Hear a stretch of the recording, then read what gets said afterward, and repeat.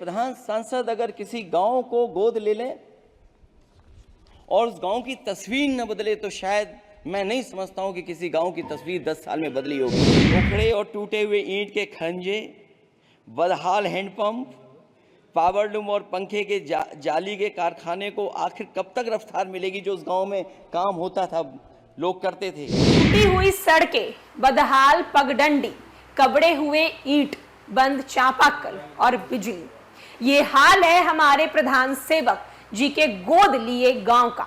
तो जरा सोचिए, जब एक गांव की ऐसी स्थिति है, एक गांव को, जिस गांव को उन्होंने गोद लिया है, जब उसे नहीं वो सुधार पाए तो पूरे देश का विकास कैसे करेंगे। ये सारी बातें संसद में अखिलेश यादव ने कही है। नमस्कार, मैं श्वेता और आप देख रहे हैं news for nation. Akhilesh Yadav आज संसद में सरकार पर गरजते हुए नजर आ रहे हैं। एक तरफ जहां बीजेपी के तमाम सांसदों के द्वारा गांवों को गोद लिया गया है, प्रधानमंत्री नरेंद्र मोदी के द्वारा भी एक गांव को गोद लिया गया है। उस गांव की बदहाली बता रहे हैं अखिलेश यादव अपनी जुबानी से।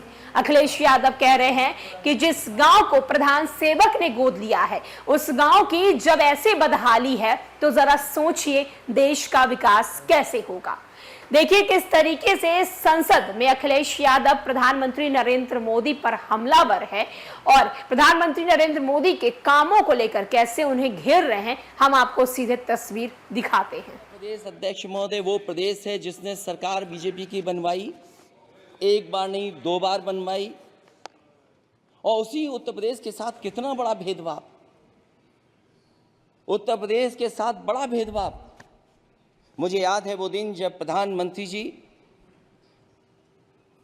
एयरफोर्स के सबसे भारी वाहन हवाई जहाज से उतरे थे सड़क पर। वो अलग बात है कि उस प्रदेश के मुख्यमंत्री उनके साथ नहीं बैठ पाए थे, लेकिन वो एक्सप्रेसवे जो बना था और आज भी जो उत्तर प्रदेश में बन रहे हैं वो उत्तर प्रदेश के बजट से बन रहे हैं। लेकिन दिल्ली की तरफ से कोई एक्सप्रेसवे अभी नहीं दिया गया है।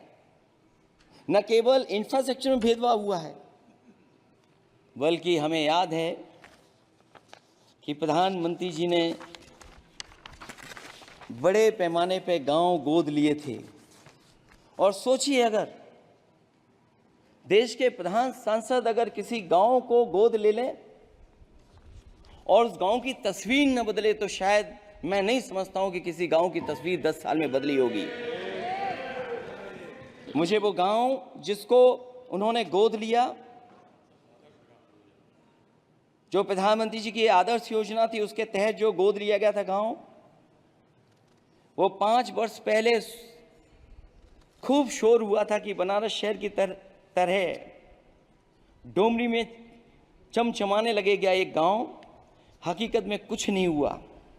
उसकी दुर्दशा वैसी की वैसी है, जैसे था गांव वैसे ही का वैसा है।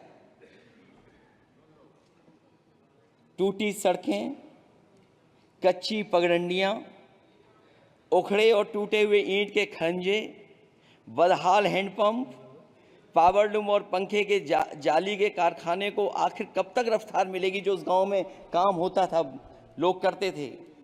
खाली पड़े रसोई गैस के सिलेंडर, अंधाधुंध बिजली कटौती के बीच इस गांव के लोगों को हर सुबह मजदूरी की कभी ना खत्म होने वाली तलाश आखिर कब पूरी होगी। तो सोचिए, एक गांव की तस्वीर ये है, जो गांव कभी गोद लिया गया था उस गांव की भी तस्वीर नहीं सुधर पाई है। जो भाजपा के स्मार्ट सिटी के झूठे सपने में गांव के लिए कोई जगह नहीं है।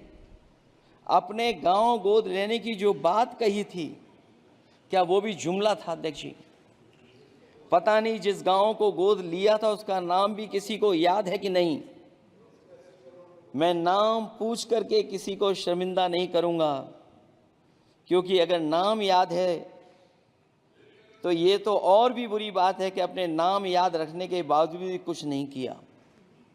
जिसे गोद लिया जाता है उसे अनाथ बनाकर छोड़ देना अच्छी बात नहीं है। और अगर तस्वीर अध्यक्ष महोदय बदली हो 10 साल में उन तमाम गोद लिए हुए गांवों की, तो मैं सत्ता पक्ष के लोगों से कहूंगा जरूर इस सदन में बात रखें। जरूर बताएं आप।